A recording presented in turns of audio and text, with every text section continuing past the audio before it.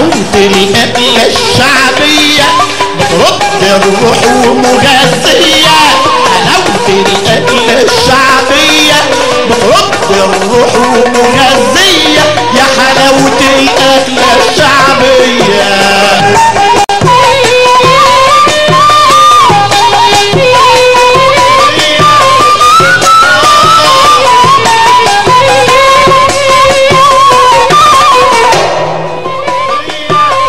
اهلا وسهلا بكل حبايب غاليه على شاشه القاهره والنيل، كل سنه وانتم طيبين. معلش امبارح احنا بنعتذر، كان عندنا مشكله بسيطه، بس احنا الحمد لله الدنيا النهارده زي الفل. وعاوزه كل حبايبنا اللي اتصلوا امبارح وما عرفوش يوصلوا لنا يتصلوا تاني النهارده عشان نكلمهم، وكل اللي نفسها في اكله نعملها لها. طبعا حبيبتنا اللي كلمتنا الحلقه اللي فاتت وكان نفسها في طاجن كوسه بالبشاميل، الست ياسمين. انا النهارده ياسمين عملت لك كوسه بالبشاميل. الكوسه بالبشاميل هي بسيطه وسهله، وتقدري دلوقتي تسيبي غاليه وتقومي تعمليها. هي كوسه، بس الكوسه اللي هتعمليها للبشاميل تجيبي كوسه صغيره اللي هي بتاعه الحشو، لسبب الكوسه الكبيره بتنزل ميه كتير وتخلي الكوسه اللي بالبشاميل يبقى بعيد عنك بيزغرط ميه، عاوز مراكب تروح وتيجي فيه. اول ما تحطيها في قلب الطاجن وتحطي عليها البشاميل وتهدى تبتدي تنزل ميه كتير قوي. في حاجتين هنقول ازاي ما تخليش الكوسه تنزل ميه في قلب الطاجن. اولا تجيبها صغيره، ثانيا تكمريها تتكمر. هنشوف ازاي دلوقتي تتكمر، بس بعد ما نقول المقادير. هي كوسه ولحمه مفرومه عشان هنعمل العصاج، ومعلقتين دقيق، يعني حطي 4 معالق دقيق على حسب ايه ما تشوفي البشاميل اللي هيلف معاكي عينيكي ميزان، وملح وشويه بهارات، وبصلتين حلوين كده خرطيهم على عدل ايدك، وشويه تحطي كيلو لبن. هتحطي كيلو لبن بس. ادي الكوسه ما فيهاش اي حاجه خالص، بسيطه وسهله وزي الفل. ادي الكوسه اهي، هتجيبيها صغيره عشان ما تنزلش ميه، الكبيره دي هتنزل ميه كتير قوي، هتبقى مش حلوه. وبعدين لما تيجي تقطعيها ما تقطعهاش رفيعه، قطعيها محمله عشان لما تتكمر وبعد كده تخش في البشاميل في قلب الطاجن تبقى ايه ليها شخصيه كده وواقفه كده ايه صلبه طولها، ما تبقاش مهريه وتيجي تطلعيها تلاقيها واقعه من طولها كده مسخسخه اهي محمله كده.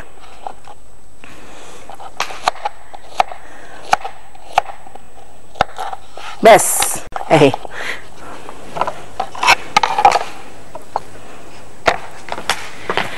الاستاذ اشرف بقى بيقول لي يا غاليه المدام قاعده مستنيه الكوسه بالبشاميل وكلنا بنرقص على حلاوه الاكله الشعبيه، وانا كمان نرقص ونفرح وكل حاجه. هتتكمر ازاي؟ ما تحطلهاش ميه. الكوسه معروفه، احنا دايما نقول الكوسه بترضع القلب. يعني ايه بترضع القلب؟ يعني بتبقى كلها ميه وفيتامينات وحاجات كويسه. ما تحطلهاش ميه وانتي بتعمليها. في ستات تحب تحط معلقه زبده وملح وفلفل وتشوح الكوسه فيها وتسيبها برضو على نار هاديه. احنا عشان بنقلل من السمنه هنبقى حاطين في البشاميل سمنه وحاطين في اللحمه المفرومه سمنه، فمش هنحط كمان في الكوسه وهي بتتكمر سمنه. فاللي عاوزه تشوحها بمعلقه سمنه مع ملح وفلفل وتوطي عليها براحتها. انا مش هحط سمنه ومش هشوحها. هتكمريها كده بشويه ملح وفلفل صغيرين على نار هاديه عشان ما تحطلهاش ميه، نار هاديه، هي هتنزل ميتها وهتستوي عليها. يا ست هايدي، ست هايدي سامعاني يا هايدي؟ مش مشكله. ايوه هي جت اهي. يا ست هايدي. لا انت على الهوا معايا. انا عايز. طب حاولي تكلميني تاني. ملح وفلفل، ملح وفلفل، ما فيهاش اي حاجه تاني، ونار هاديه. نقي اوطى عين عندك في بوتاجاز زي دي كده وتروحي حطيها. طيب العين هي بسم الله الرحمن الرحيم دي، ايوه اهي. بس وكل ما هي هتاخد وتدي ما تقلبهاش بمعلقه، نطقيها كده وهي جوه الحله كانك بتعملي فشار كده كده كده، تنطقيها كده بس كده. هنيجي بقى نعصج اللحمه، ناخد طاسه كده حلوه. بمناسبه الكوسه بالبشاميل برضو عاوزه اقول بقى حاجه على موضوع الكوسه ده. معانا منتره حلوه كده ما شاء الله عليها، عينيها بسله خضراء، وبيض زي القشطه وزي الفل، اسمها مشيره.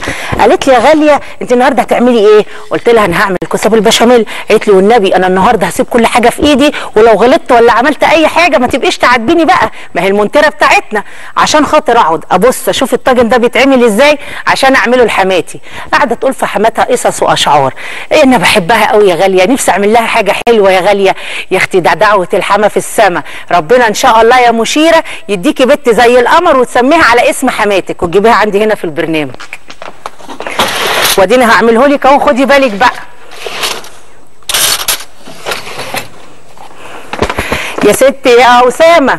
النبي يا عتاب خف عليا الله يسترك، خف عليا يا عتاب انت كمان. هنعصج اللحمه على طول. حطي معلقه زبده، ولو عندك اللحمه سمينه شويه ما تحطيش زبده. ارمي البصل وسيبيه يدبل شويه على الناشف وحطي اللحمه.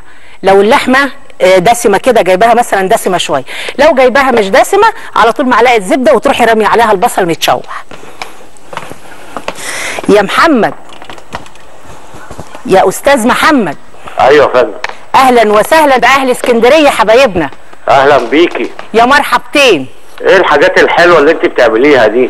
هو يا اخويا مش حلوه قوي يعني، انا قلت النهارده هنعمل شويه كوسه عشان الست حبيبتنا ياسمين اللي طلبتها، وشويه بابا غنوج وحته قمر الدين، اهو نمشي اليوم. تسلم ايدك يا ست غاليه والله. ان شاء الله تسلم وتعيش وما اشوفش فيك وحش. اسكندريه كلها مبسوطه بيكي والله. ان شاء الله هنجيلكوا اسكندريه وهنعمل عندكم حلقه حلوه كده للسمك. تشرفينا. امبارح عملنا الفرخه اللي حضرتك عملتيها دي، طلعت جميله زي بتاعت الفراخ. الفراخ امبارح عملناها، الحلقه بتاعت امبارح طلعت جميله والله. الف هنا وشفا تنزل على قلبك ترطب. متشكرين يا ست غاليه على اللي انت بتعمليه ده. تسلم وتعيش، ده انتوا اللي تحت على راسنا. تسلم تسلم على راسنا والله، شرفتنا.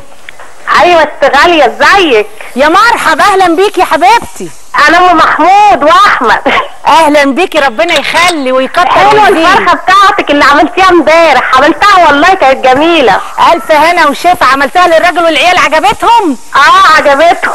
يلا بالهنا والشفا، ما اللي جوزها يقول لها يا هانم يستنوها على السلالم. الف هنا وشفا على قلبك انت والعيال. الله يخليكي يا حبيبتي. اعملي لنا بقى البيتزا. عينينا، هنجيب لك واحد بتاع بيتزا مخصوص يديكي كل تفاصيل البيتزا. ماشي يا حبيبتي، كل سنه وانت طيبه. وانت طيبه وبخير وسعاده، شرفتينا. الله يخليكي، مع السلامه. يا ست ايناس، يا ايناس. السلام عليكم يا ست غاليه. اهلا يا ايناس، ازيك؟ اهلا بيكي يا حبيبتي. شفتي بقى هنعصج اللحمه، حطينا الزبده على البصل على البهارات وبنقلب بقى يا دوبك تدبل ونحط اللحمه. تسلم ايدك يا حبيبتي، تسلم ايدك. طمنيني عليك وعلى كل حبايبنا واهل اسكندريه عاملين ايه؟ انا عايزه اقول لك حاجه بس مهمه جدا. اموري. انت بتحسسيني اللي باصاله زمان، وبتحسسيني اللي الدنيا لسه بخير والله.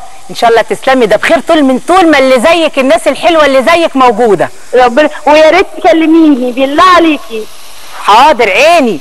مش رقمك في الكنترول؟ رقمي في الكنترول بالله عليكي. هكلمك اول لما اخلص. ربنا يخليكي. ولادي عايزين يقولوا لك كل سنه وانت طيبه. هاتيهم يا اختي، ديك الساعه دول الحبايب. الو. الو، اسمك ايه؟ الو. ايوه يا حبيبي سامعاك، اسمك ايه؟ انا اسمي زيزو. زيزو؟ الله عليك يا زيزو، الهي تبقى زي زيزو لعيب الكوره وتكسب فلوس قد كده. طيبه. وانت طيب.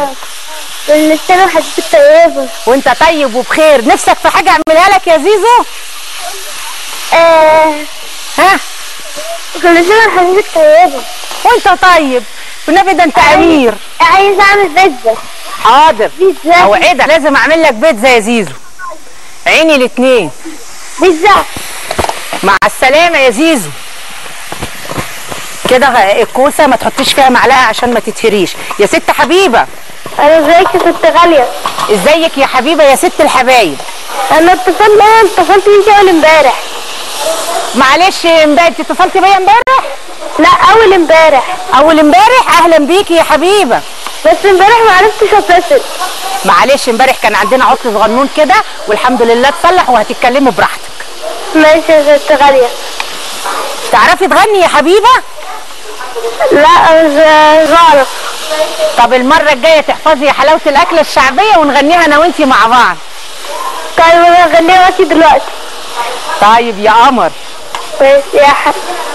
ها يا حلاوة الأكلة الشعبية بترد الروح والغنية، يا حلاوة الأكلة الشعبية.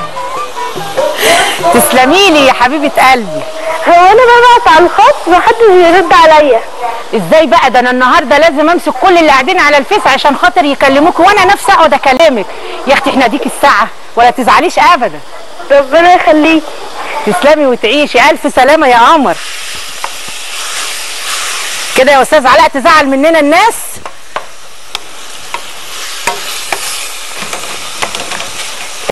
كده احنا بنعصج اللحمه. تعصيج اللحمه سهل وما فيهوش اي حاجه، بس طبعا في ستات كتير بيقولوا لي يا غاليه احنا بنحط زبده كتير وحاجات كتير، زي انا ما قلت لكم احنا يعني مش عاوزاكم تتخانوا زي غاليه، انا بمشي بالعافيه، تبقوا كده خفاف خفاف، وزي ما قلت لكم امبارح اللي ياكل قد الزبيبه لا يجي له داهيه ولا نصيبه. فلو اللحمه سمينه شوحي البصل على الناشف وارمي اللحمه، هي هتبك الدهن بتاعها والسمنه بتاعتها وتبقى زي الفل. لو جايباها من عند الجزار ويكون ابن حلال كده ومش حاطط لك فيها سمين، حطي معلقه زبده وانت بتشوحيه، ولا ميه ولا اي حاجه. البصل والتوابل الملح والفلفل والبهارات او اللحمه وبس، هتتشوح. اول ما تشرب ميتها تبقى معاكي مفلفله وزي الفل، ما فيهاش اي مشكله. يا نورهان، نورهان. الو يا ست نورهان يا نونه. الو اهلا بيكي حبايبي بتوع اسكندريه، هلين عليا بمناسبه الحر. سامعاكي يا نورهان، اتفضلي. طب حاولي تكلميني تاني يا حبيبتي.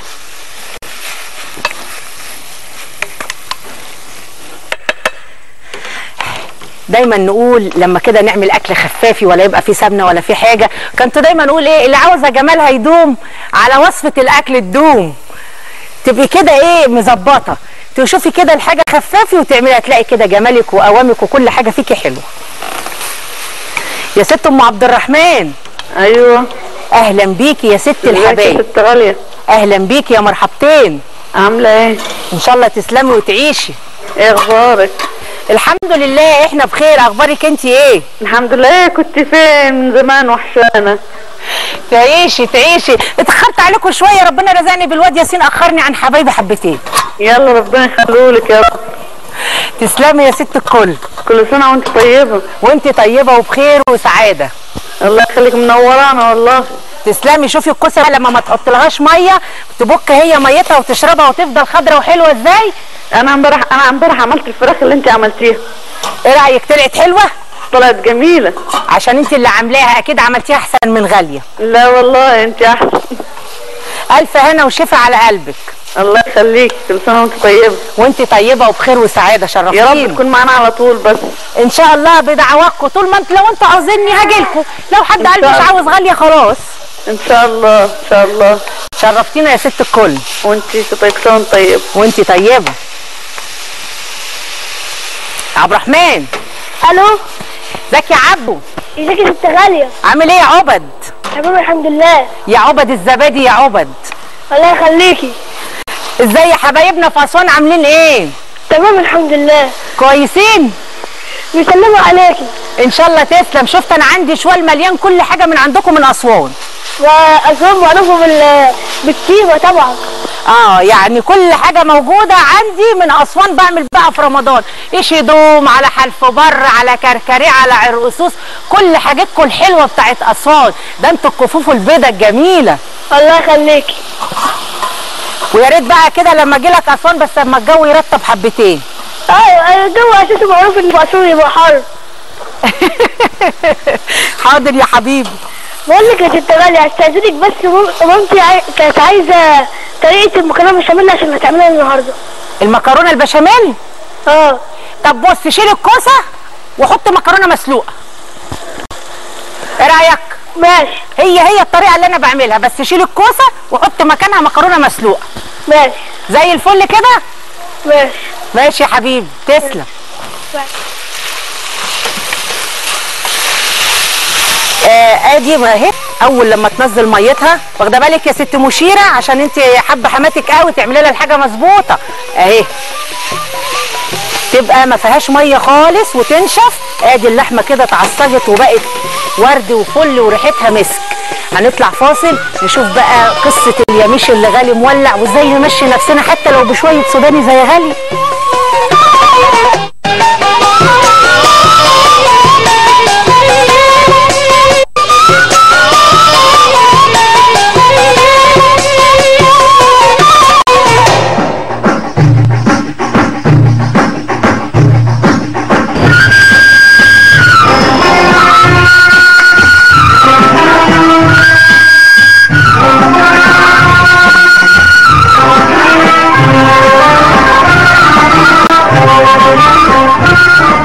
بننزل نشتري اليميش وبنشتري البلح عشان خاطر الخشاف، وبننزل نشوف قمر الدين والفوانيس بتاعت رمضان. بعد انتظار يميش رمضان اساسا ان هو ده الموسم الوحيد اللي ممكن واحد مثلا بيشوف فيه البلح، بيشوف فيه الحاجات اللي هي البندق، اللوز، الفستق، الحاجات اللي هي بيحب ياكلها في شهر رمضان. قعدت في امان بعد انتظارنا وشوقنا ايديك. اليميش ده واخد بالك او المكسرات عاده مصريه قديمه جدا جدا جدا من ايام الفاطميين، واخد بالك؟ فطبعا يعني ايه بنحب احنا طبعا اليميش عشان المكسرات والكنافه والقطايف والخشاف بتاع رمضان، واخد انت؟ وهم المصريين بيحبوا يعني تعتبر فاكهه بالنسبه لهم ما بيجيش غير كل سنه. جيت يا رمضان.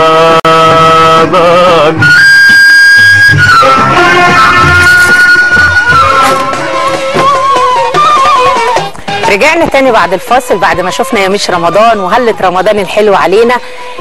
خلصنا كده ادي اللحمه اتعصجت خلاص ركناها على جنب. اللبن دايما لما نيجي نعمل البشاميل في ستات بتشتكي ان الدقيق بيكلكع، بتحمر الدقيق والدقيق بيكلكع وتفضل تضرب فيه ويبقى مكلكع ومش حلو.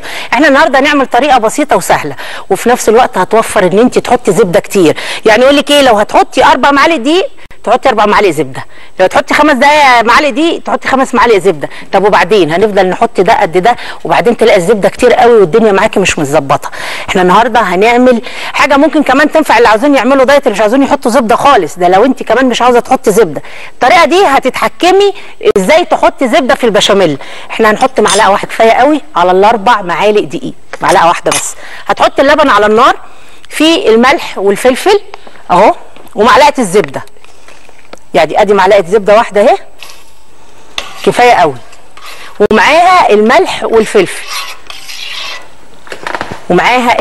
والفلفل وهتسيبيهم لما يسخنوا. ادي الملح والفلفل اهو، وادي الدقيق فكيه بشويه ميه، هتفكيه بشويه ميه، ما ينفعش تحطيه كده على طول هينزل يكلكع وتعجن. فكيه بشويه ميه كانك بتفكي نشا اهو، شويه ميه حلوين كده. ست ام رامي. ايوه اهلا بيكي يا ست ام رامي. اهلا بيكي يا ست غاليه.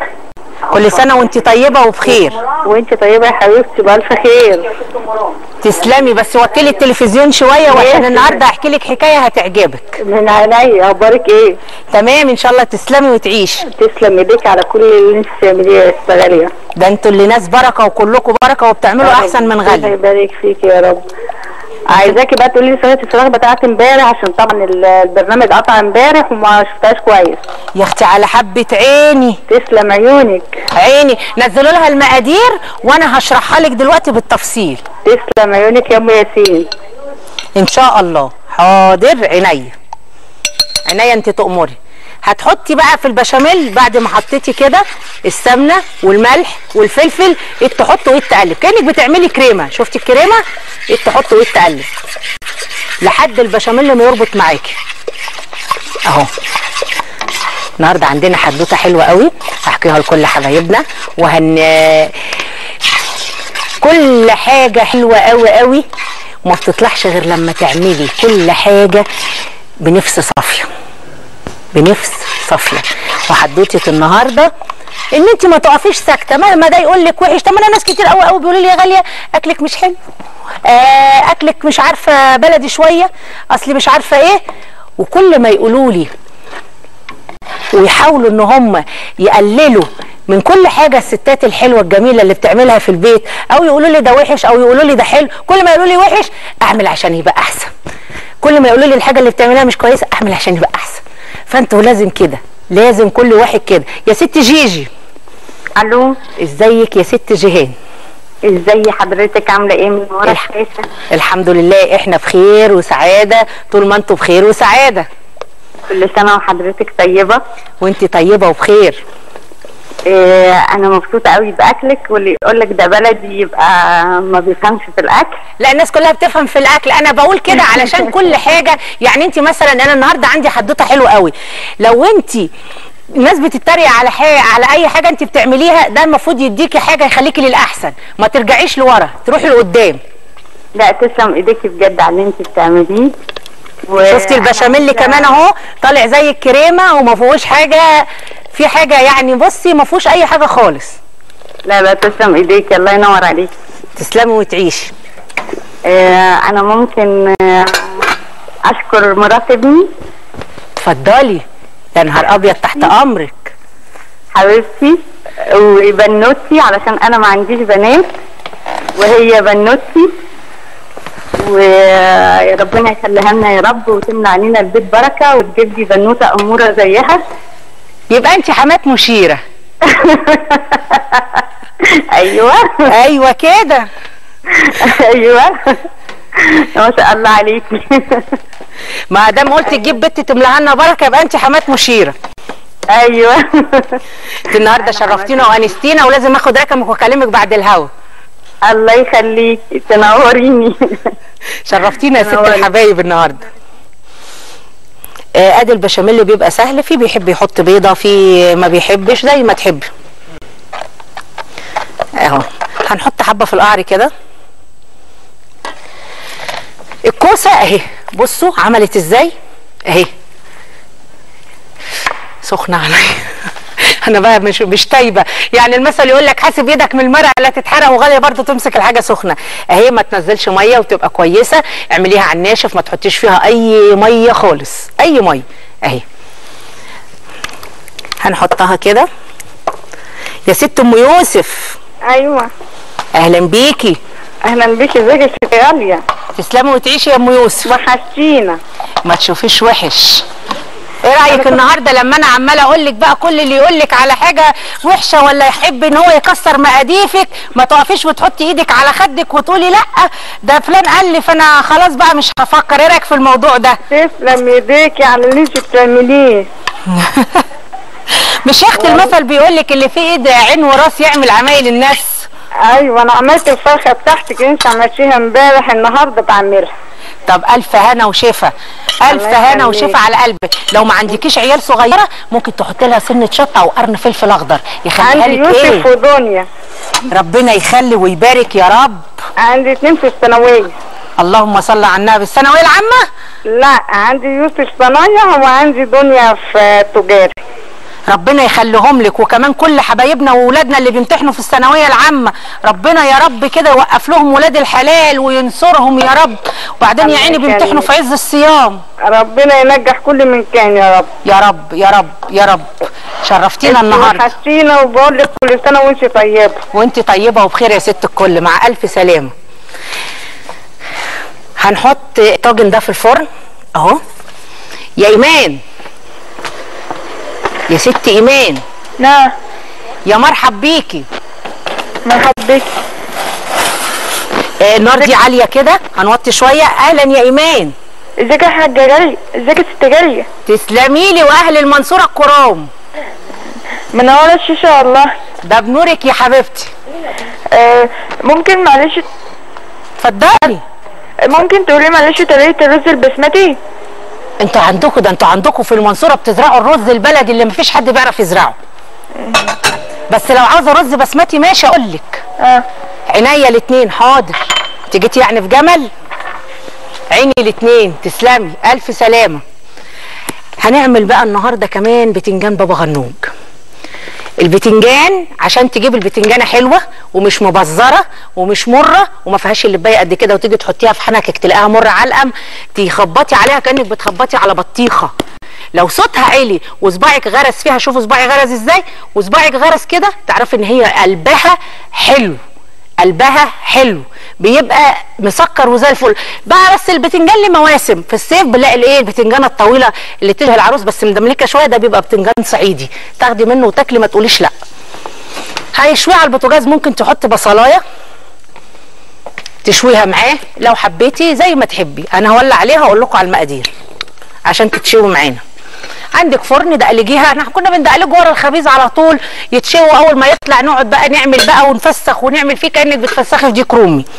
هو سهل قوي، بقدونس وقرن فلفل احمر حراق او بارد زي ما تحبي، وقرن فلفل اخضر وطحينه وكمون وثوم وملح وشويه زيت، مش اكتر من كده. بيطلع معاكي مشوي وزي المانجا، بيبقى زي الفل ما فيهوش اي حاجه خالص. اما شيل انا حللي، انا افضل بقى اقول لي ايه يا بنتي يا غاليه، اغسلي حلتك من دمعتك ولا تغسلهاش من فرحتك. يا استاذ اسماعيل. السلام عليكم. عليكم السلام يا مرحب. ازيك يا حاجه غاليه؟ ان شاء الله تسلم ونحج انا وانت، قول امين. امين. انا كنت معاك يوم الخميس.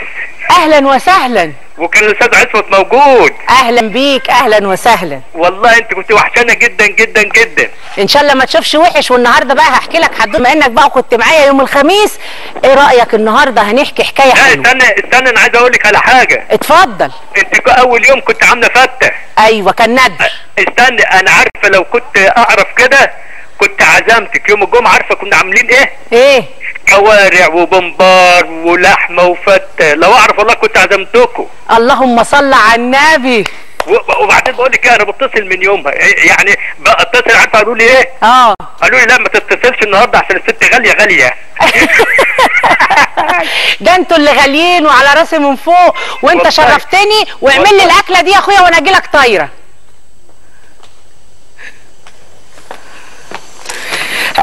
هنقلب دي بس كده تقليبه صغيره، هنطلع فاصل ونرجع تكون دي اتشوت.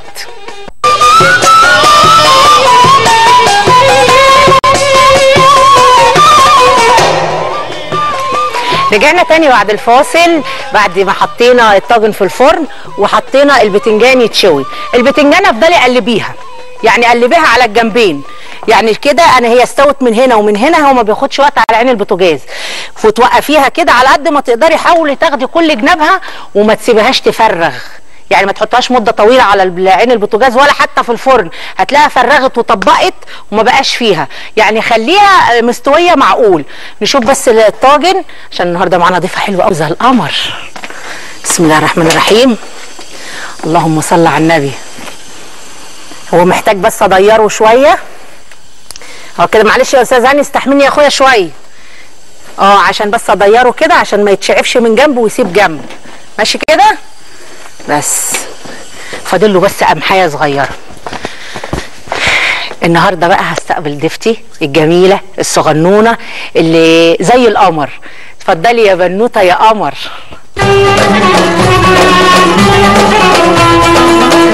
اهلا يا خرابي عليكي، ده انت مانجا. خليكي والنبي مانجا. انت عارفه في مثل يقول لك ايه، يعني لما تحب تمص نقي الزين، نقي الزين. يعني لما تحب كده تاخد عود قصب وتمصه تنقي الزين، الزين اللي ما فيهوش سوسه ولا في حاجه. وانت صلاه النبي زي القصب خاليه من السوس. فله خليكي ليا يا رب حبيبتي. انت منورانا النهارده ومشرفانا، وانا مبسوطه قوي قوي ان انت بنورك. والله انا اكتر، يعني شرف ليا كبير جدا ان انا اطلع معاكي. طب انت بقى بصي للكاميرا وعرفي نفسك لحبايبك عبال انا يا اختي ما اجيب البتنجانه اللي على النار. تمام ماشي. انا اسمي اسراء فتحي، بغني من وانا عندي 8 سنين. غنيت وانا صغيره في مركز شباب عين شمس. بعد كده رحت مع ميس ايمان سليمان، طلعت معاها حفلات في الفيوم وفي الجامعات وفي مركز شباب الجزيره. وبعد كده رحت نادي المطريه غنيت فيه. بعد كده وعملت فيه حفله. بعد كده غنيت، دخلت مع المايسترو سليم سحاب في الاوبرا، دار الاوبرا المصريه. بعد كده اخدت كورس 3 شهور شهور مع مستر دكتور محمد عبد الستار في الاوبرا. اللهم صل على النبي. ونبقى نفسي اشوف الاستاذ سليم سحاب ده، نفسي دايما بشوفه كده منور وملعلع وبيعمل حاجات زي الفل. نبي امين عليك لما تروحي تقولي له ست غاليه بتسلم عليك. من عينيا. واخدت مركز اول في مسابقه ساقيه اسكندريه في اسكندريه هناك، وعلى صداها عملت حفله في نادي الجياد، وعملت حفله في مكتبه اسكندريه. لا كفايه على غاليه كده، ده انت ختم ومسك هتختميها بغاليه، يا رب بعد كده تعرفي تعملي حاجه. انت النهارده شرفتينا، بس انا عاوزاكي بقى كده بما انك صوتك حلو، استنى اطلع الطاجن ونقعد نغني مع بعض، انت تغني لي تطربيني وانا اقعد اعمل البتنجان. ماشي حبيبتي. بس اشوف بقى الطاجن بتاعي. اللهم صل. كفايه كده يا استاذ هاني، هو كده بقى مانجا بقى حلو حلو اهو. اطفي بس الفرن عشان انا ايه متعهده في اللي انا اتسع. بسم الله الرحمن الرحيم. ايوه نقول بسم الله الرحمن الرحيم. يا اختي انت لازق في الفرن كده ليه؟ بسم الله الرحمن الرحيم. الف هنا وشفا على اللي هياكل، الف هنا وشفا. ايوه قولي لي بقى يا اختي، بتساعدي مامتك في المطبخ ولا لا؟ ايه رايك بقى في الطاجن ده؟ بصي طالع، بصي بيزغرط من الجنبين. اكيد طبعا مش ست غاليه هي اللي عاملاه. لا مش الست غاليه ولا حاجه. انت منورانا النهارده وعلى وشك الحلو، شايفه الطاجن طالع بقى بتاع الكوسه زي الفل ما شاء الله. اللي عاوزه تعمل مكرونه بشاميل شيل الكوسه حطي على طول مكرونه، هي ده ابن عم ده. نعمل بقى البتنجان. انا شايفه ايديكي كده وصوابعك هوانمي. تعرفي بقى تقشري لي البتنجانه دي ولا بلاش نخلينا في الغنى؟ نخلينا في الغنى؟ شكلك كده. خلينا في الغنى، خلي البتنجانه على غاليه. يلا يا ستي خلينا في الغنى. هي استوت اهي. يا دينا، يا دينا. الو ازيك يا دينا؟ الحمد لله. جايبه لك النهارده بقى يا دينا ضيفه حلوه. يا دينا، دينا. الو. ايوه يا دينا، اسمعيني بس يا دينا اسمعيني من التليفون بس يا دينا. الو. لا انا سامعاكي يا حبيبتي. ماشي، انت عامله ايه؟ الحمد لله، تسلمي وتعيشي. شفتي النهارده ضيفتنا حلوه وجميله ازاي؟ شفتي ضيفتنا حلوه ازاي؟ تسلمي لي يا حبيبتي. جميل. تسلمي يا ست الكل، انت النهارده شرفتينا. هخلص البتنجان والحاجات دي كلها وقولي لي بس ايه رايك في الاخر. خدي انت بقى تفسيبي ده يا اختي ده شويه لما نخلص البتنجان. نورتينا يا ست الكل. بصي بقى انا مش هشقيكي، خرطي لي بس قرنين الفلفل دول وشويه البقدونس دول عبال انا ما اشوف الموضوع. انا مش راضيه اخليكي تهببي ايدك في البتنجانه. لا يا حبيبتي، خلي التهبيب عليا. البتنجانه لما هتستوي كده غني، ما تغني يا اختي للفلفل والبقدونس كده وانت غني كده وتربيني كده. ولا انت بتحبي كده تعيشي كده صح؟ طب اركز طيب في حاجه واحده ولا ايه؟ ركزي في البقدونس. ادي البتنجان اهو، بصوا بيستوي. تقشريه بقى بس بيبرد، يعني انا سيبته شويه. لازم يبرد البتنجان، لازم يبرد. انا يا اختي اعمل البتنجان بتاعي. يلا بقى يا قمر خلصي كده بقى واقعدي ايه غني الغاليه. انا اقول لك غني لي شويه شويه. ست ايمان. الو. ازيك يا ايمان؟ الحمد لله. طنطا واهلها وحبايبنا الكرام. انا بحبك قوي يا ست غاليه. وانا كمان بحبك قوي، بس ضيفتنا النهارده تتحب اكتر من غاليه. حبيبتي والله. انتي وهي والله. لا ده بتقولك ده غنت مع الاستاذ سليم سحاب وشي وشي وشي وشي وشي وشي. لنا الشرف والله يا حاجه غاليه ان انت جبتيها معاكي. تسلمي. لا بس استني بقى، اقفلي واسمعيها بقى، شوفي هتغني لك اغاني زي الفل. طب انا بطلب منك تعملي لنا بيتزا. عينيا. النبي يا اختي لا تجيب لكم واحد بتاع بيتزا يعمل لكم البيتزا على اصولها بالظبط. سيبك من غاليه عشان خيبانه شويه. ماشي يا ست غاليه. شرفتينا. غني لنا بقى حاجه حلوه كده. حاضر. يلا. انا عملت في عيد الام اغنيه ليا مع ديو مع المطرب عمرو فاروق. ايوه. طيب ماشي. ممكن اغني عقبال بس بعد كده تكمل. غني يا اختي، غني ما يهمكيش، مش مشكله البقدونس. امي نطقها لساني. أمي حضنها دايما هو مكاني. أمي حسبت عمري ثانية بثانية. أمي على وشها فتحت عنايا. من يوم ما كنت جنين ودايما شايلة همي وانا بتنفس هواكي، وشكلك هو شكلي، قلبك رمز الحنان، ما انت الطيبة والامان. دي الدعوة يا امي منك تمحي هموم الزمان،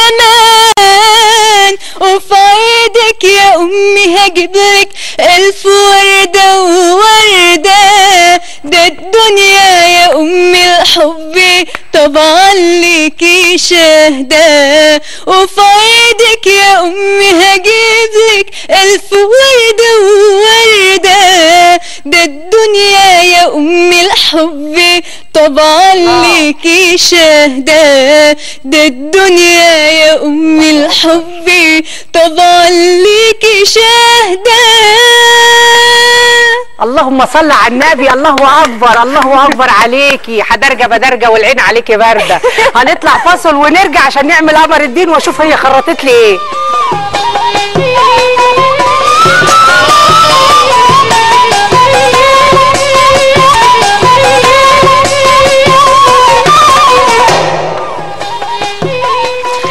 رجعنا تاني بعد الفاصل والاكله الحلوه اللي احنا عملناها، ولا الصوت بقى سيبكم من الاكل وكل اللي بتقوله غاليه. طبعا النهارده احنا هنعمل كمان قمر الدين. قمر الدين بتجيبي لفه قمر الدين وتروحي بلاها. اللي معانا دي لفه اهو، بتبليها في شويه ميه سخنين لحد ما تدوب خالص. ولو عندك المشمش روحه قصيره، هو موجود مشمش الايام دي، لو قدرتي تجيبي مشمش وتعمليه يبقى برده حلو. يعني لو عملتي مهلبيه قمر الدين بالمشمش يبقى حلو. هو بيبقى قمر الدين وسكر ونشا ومكسرات زي ما تحبي. ولو قدرتي تجيبي عندك مشمشيه ولا حاجه باقيه من حاجات رمضان يعني اللي موجوده معانا دلوقتي، قطعي لك فيها مشمشيتين مشمشتين. اعملي مثلا شويه مشمشيه قطعوهم في قلبيها زي ما تحبي. والنبي يا اختي ناوليني السكر اللي عندك ده. ايوه يسترك ربنا. بعد بقى ما نعمل قمر الدين ونفكه هتنزلي بالسكر وتدوبيه في قلبيه. خدي يا شابه خدي يا شابه. قولي لي بقى يا اختي انت نفسك بقى تطلعي ايه؟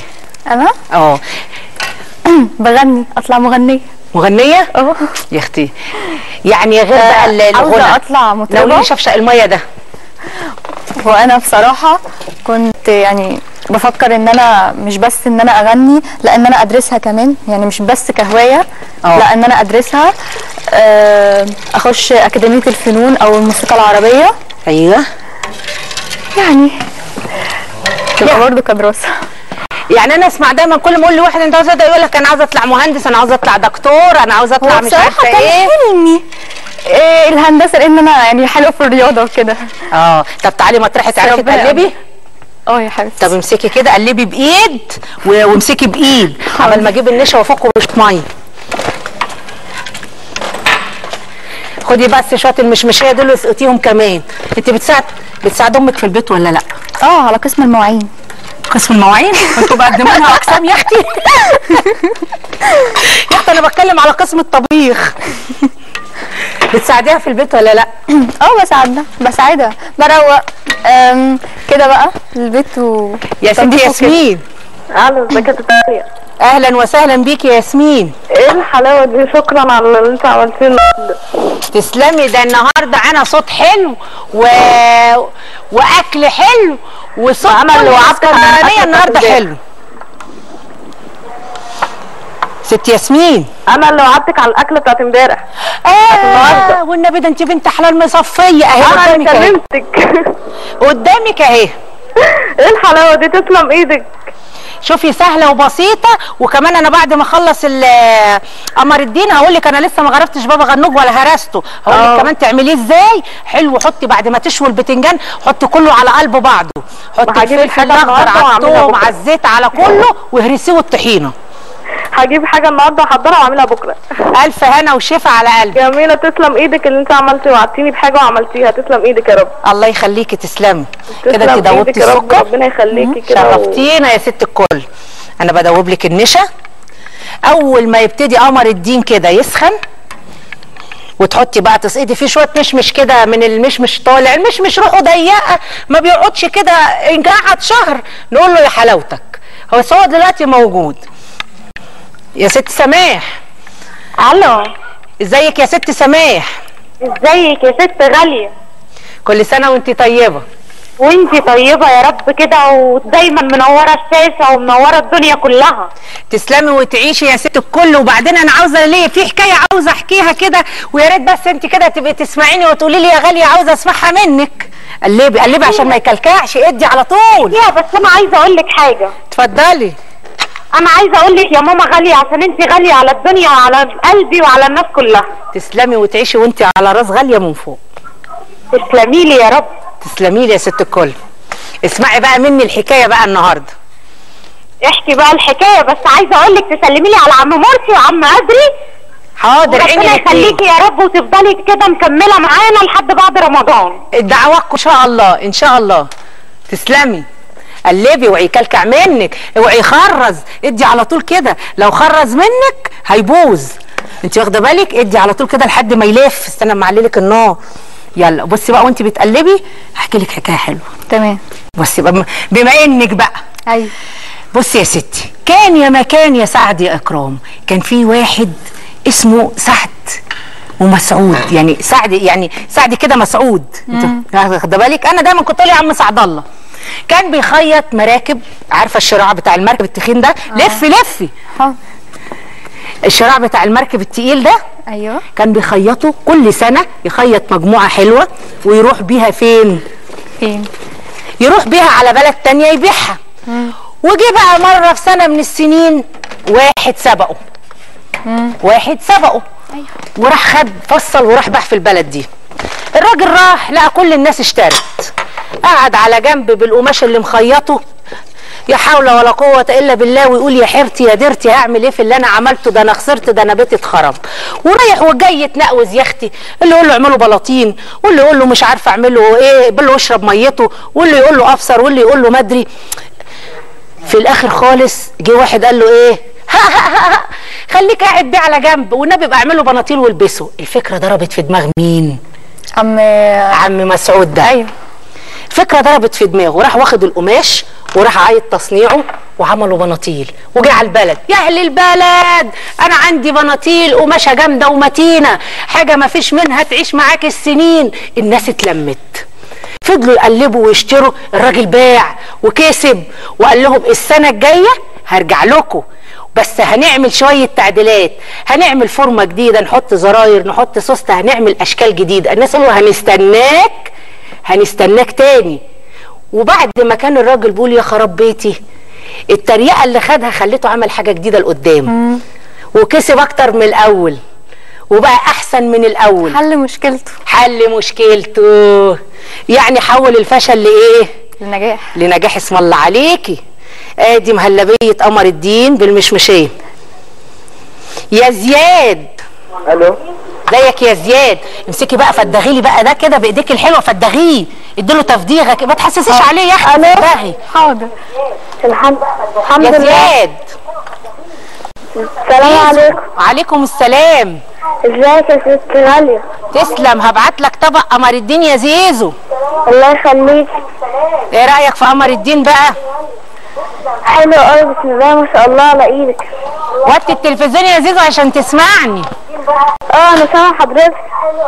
طب يا زيزو، ايه رايك في الحكايه اللي احنا حكيناها دي يا زيزو؟ حلو قوي. يعني انت لما حد يقول لك الحاجه اللي انت بتعملها وحشه ما تزعلش، حاول تحسن منها علشان خاطر تبقى دايما قدام. كل سنه وانت طيب يا زيزو، مع الف سلامه. كده؟ لا اهرسي جامد شويه. حاضر. استني. ايوه، ما احط بس شويه زبيب كده وشويه جوز الهند على شويه دي، عشان خاطر ايه؟ الراجل الطيب اللي على الكاميرا الحلو اللي فوق ده، شايفه؟ اللي عمال دايما باصص لي كده اهو. بص عامل ازاي؟ باصص عليا كده. عمل ايه زي اللي يقول لك ايه اللي ملوش غرض يعجن يقعد ينخل 6 ايام، مالكيش مزاج تعجني تقدري تنخلي بقى 6 ايام عشان تتحججي. انا النهارده بقى كنت محضره لك اغنيه بمناسبه رمضان. اغنيه ياسمين الخيام طبعا. لا ده انت بقى تخلي ده انت مش اول ولا اخر حلقه دي. وريني يا اختي كده عجنتي عملتيها هرستيها فدغتيها في قلب بعضها. شاطره. ادي البابا غنوجه اهو. ايوه ده انت لازم تيجي معايا مره تانية لان انت صوتك حلو وما شاء الله ومش هنشبع منه، واحنا بصراحه كده بقى مخمنين لك ان انت تقعدي تغني معانا حلقه كامله. شرف ليا طبعا. يعني انت يكفي ان انا واقفه جنبك. ربنا يخليكي. انت كنت احلى حاجه النهارده، كنت احلى حاجه. ابدا لك من هنا يا استاذ هاني. ربنا يا اخويا يجعلك من اهل اليمين. دي كوسه بالبشاميل، بتحطي فيها كوسه وبتحطي لحمه مفرومه وبصل وبتحطي فيها لبن وكل الحاجات بتاعت البشاميل اللي انت تحبيها حطيها. اللي ربنا كرمها وعاوزه تحطي شي جبنه فوق الوش شي مش عارفه ايه براحتك زي ربنا ما يديك حطي في اكلك. معانا مهلبيه قمر الدين، دي بيبقى قمر الدين والسكر على حسب مزاجك في التحليه وميه ونشا. لو عاوزه تحطي شويه مشمشيه مقطعين في قلبيه وهو بيغلي زي الفل، عاوزه تحطي حبيتين مشمش طازه برضو حلوين وزي الفل. نيجي لبابا الغنوج، ده بيبقى بتنجان رومي مشوي وفلفل اخضر وبقدونس وملح وكمون وشويه زيت في قرن فلفل اخضر قرن فلفل احمر. بعد ما بتشوي البتنجان وممكن تشوي بصلايه كمان وتفدغيهم في قلب بعضيهم وتحطي الطحينه والزيت، عاوزه زيت زيتون ماشي عاوزه زيت عادي زي ما تحبي، وتفدغيهم في قلب بعض وتقدميه بالشكل ده. الف هنا وشفا على قلبكم كلكم. النهارده شرفتينا وانستينا وانا بشكرك جدا جدا من كل قلبي، وبقول لكل حبايبي كل سنه وانتم طيبين، واستنونا بكره معانا ضيف جديد وحلقه جديده على شاشه القاهره والناس. كل حبايبنا يكتبوا لنا على الصفحه يا احلى من اللوز يا مشاهدين القاهره والناس. حلاوة الأكلة الشعبية بترد الروح ومغذية. حلاوة الأكلة الشعبية بترد الروح ومغذية.